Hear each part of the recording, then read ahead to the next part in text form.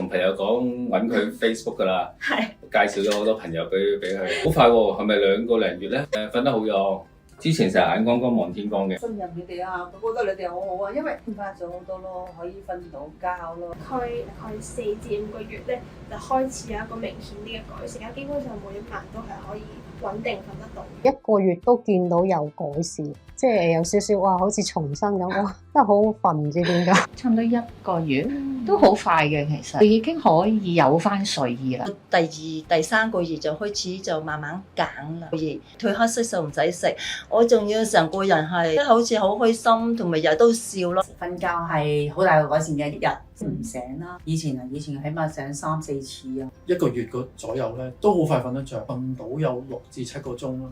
瞓覺係當然好咗啦，而家咧就好多時都會一瞓就瞓到5點嘅。係啦，咁我起碼都有5個至6個鐘頭熟睡咗咧。真係見到好明顯嘅改善嘅，而家就瞓得好咗好多啦。